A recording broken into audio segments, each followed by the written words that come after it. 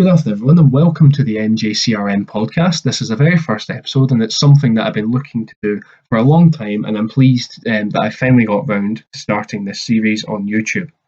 This video is going to be quite raw in the sense that I'm not going to do much editing, and it's really just going to be talking to you guys and discussing future content, and of course the subject of today's video. Basically, this podcast wants to cover news surrounding Manchester United any given week. This could be something like a big transfer, a big match, or some other kind of news which is worth covering surrounding the club. I'll aim to get maybe one video out a week so that news and updates can be shared with you guys here. So the subject of this video, which you can probably guess from the title, is transfers. I'll discuss Jadon Sancho to start with, just to get him out of the way, because if you're like me, you're probably fed up of hearing about it. Over the past couple of days, you've probably seen that the rumours of Manchester United having a £100 million bid rejected for the player. If you have by any chance read my previous article on Jadon Sancho, which I'll leave a link to in the description, you'll know my feelings on this already. I have no doubt that he is a very good player and would benefit us going forward and would be one, obviously, to help us in the long term. However, at this stage, I'm just not really convinced that he is worth 100 million or even more than that. If you take Kylian Mbappe, for example, which, for the purposes of this, is a player of similar stature and similar age. He's a player who people are looking to for the future, and he's already achieved a lot in the game. For example, he's won a World Cup, he's won multiple French titles, and has appeared in Champions League finals. This is something that I've yet to see Jadon Sancho do. I've got no doubt that he probably has had very good games in Germany. I've yet to see him influence the game on the big stage like Kylian Mbappe does. If he had done this, then I could maybe see why Manchester United would continue to pursue this and maybe offer even more money for the player. However, at this stage, I'm just not really sure it's the right time to do it. Since that bid has been rejected, you will also have seen that Manchester United have been linked with a loan deal for Barcelona's Ousmane Dembele. Ago when he signed for Dortmund, you remember Ousmane Dembele was very much hot property in the transfer market, and Barcelona snapped him up for a huge fee. When he signed for Dortmund, he obviously got off to a flying start and was considered one of the best young prospects in the world at the time. Look at his Dortmund stats. He made 50 appearances, scored 10 goals, and got 22 assists, which was superb for a teenager at the time.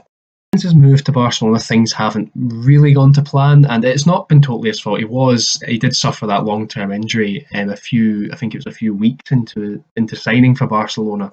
Stats at the time of recording are 75 appearances, 19 goals and 16 assists, which isn't terrible, but at the same time it's not great either. In my opinion, from watching him, he's never really recovered from his previous injuries, and I'm not entirely sure that he's going to add an awful lot to our attack, which already has Greenwood, Martial and Rashford.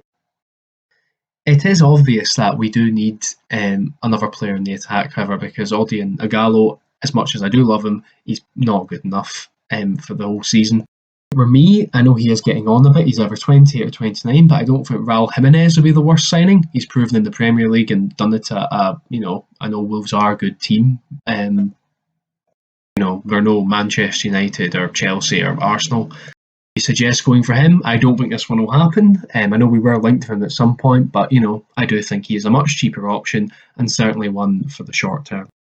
Now, this is a touchy subject for some people. I can't figure out why, but I seem to get a lot of abuse for this. I think before we should even consider bolstering the attack, we should be looking to sign defenders. If you watch the Brighton game at the weekend, you will know that Brighton could have scored probably about 5 or 6 goals. Our defence, to be quite frank, is terrible. Harry Maguire is a good defender. Is he good enough to start every game for Manchester United? I'm not so sure. However, I can't see us finding a replacement for him this season, so he's going to have to stay there, but he's going to need another centre-back to help him along the way. Who that should be, again, I'm not so sure, but Koulibaly springs to mind. We are Manchester United and we do have the funds, so if we're looking to make a statement, which, to be honest, I'm not sure the club is, then we should definitely be going for a player like that, which has been a problem for about 5 years. I know we have Luke Shaw in that position, and some people get quite defensive around him for some reason.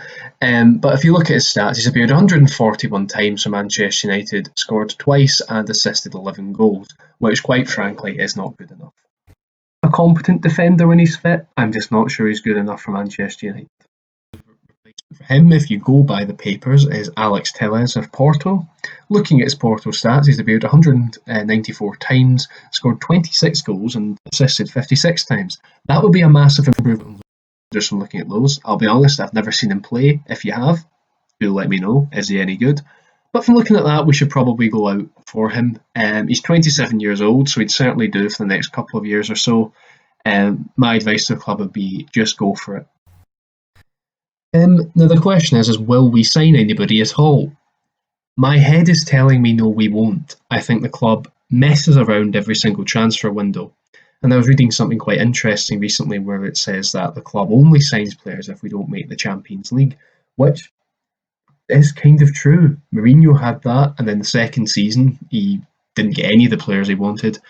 Last summer, Solskjaer signed 3 players that he wanted, reasonably quickly. It wasn't enough, but he did get some players. This time he's got one, Donny van de Beek, who I know, again, I don't know much about him. He looks a good player from what I've seen, but he wasn't what we needed.